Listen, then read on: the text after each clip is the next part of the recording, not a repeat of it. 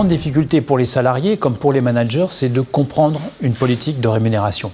De quoi est constituée ma rémunération? Et d'ailleurs, la notion de rémunération aujourd'hui, moi je modifierais ça par un autre mot qui est la logique de rétribution. Pourquoi?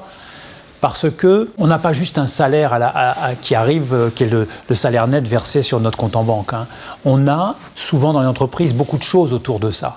Et donc c'est tout ce qu'il y a autour du salaire qui doit venir compléter l'information et la connaissance de la politique salariale pour qu'effectivement les salariés puissent comprendre les tenants et les aboutissants de leur rémunération, de leur rétribution. C'est très important de reconnecter la politique de rétribution avec la réalité de l'entreprise, c'est-à-dire dans quel marché cette entreprise travaille-t-elle?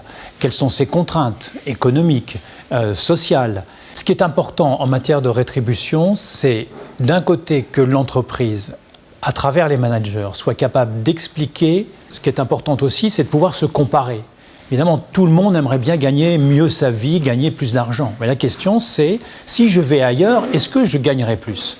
Et la plupart du temps, on s'aperçoit que la réponse est non.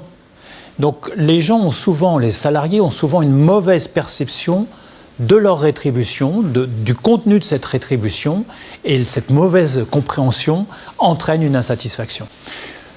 Le premier levier sur lequel on doit agir, ou on peut agir dans l'entreprise, c'est les managers, et former les managers, professionnaliser les managers sur leur capacité à expliquer.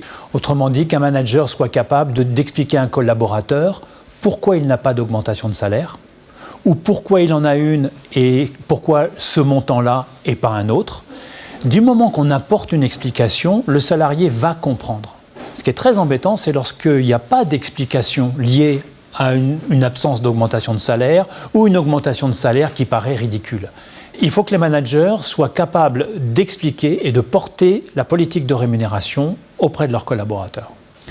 Alors, il existe peu de formations, il y a peu de cabinets finalement qui proposent cette formation. Moi, je l'ai construite et je l'ai réalisée pour un certain nombre d'entreprises, souvent d'ailleurs avec la remise à plat d'un système d'évaluation.